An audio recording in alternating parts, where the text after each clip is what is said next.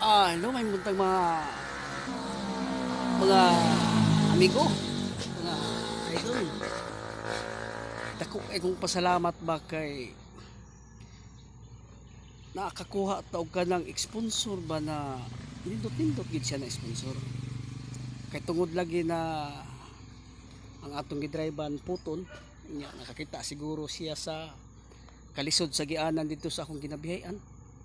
Naluoy siguro ang manager ni ini mga amigo. So karon nagkasinabot sila mga amigo na magsanib pirsa ba kay naaman ta karon diri sa event sa puton lagi no. So baga sa kuan gi-endorse din nato tuod ang puton. Manduton siya na kuan mga amigo. Maninduton siya na puton kar. Nindot gid siya.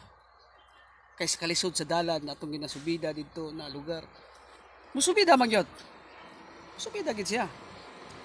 So karon nagkasinabot mi tuod mga kamigo no, mga idol. Na dili na nato ni dugay-dugayon ni atong istorya. Why tumpik-tumpik diretso. Hapak yun. Nagkasinabot sila mga idol na maghatag sila isa ka unit na ban. So okay kayo dako kay nakong pasalamat kay nakakuha tag sponsor na nindot-nindot gyud siya. Puton car. Gihimo sa Phase 8 subdivision North Fairview, Quezon City. So mao ni siya mga kaidol. Atong ipakita sa dili madugay no. Atong ipakita ni na unit ning puto na ipang-ihatag. Why rapol-rapol sa una mga comment. Ibutang na kong link sa comment section. Please lita lang ninyo sa una mga comment ha sa una. So mao ni siya mga kaidol, puton mga kaidol. Mao ni gipanghatag, mao ni atong ipakuan sa makaon nag-comment. So nakita na mga kaidol. Ara. Una siya tuod gani mga kaidol, ligid mga kaidol, murag alanganin ang ligid oh. So okay kay siya mga kaidol.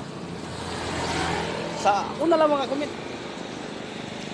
Kung kinsa una mga comment, ako na ni ihatag din kanina puton kani siya. Oh, sa pa man yung gulat, comment na.